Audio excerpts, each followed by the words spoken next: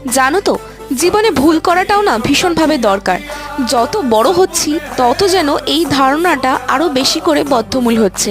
তার কারণ, ভুল না করলে কিন্তু আমরা কখনোই সঠিকটা শিখতে পারি না বা সঠিকের মূল্যটাও বুঝতে পারি না।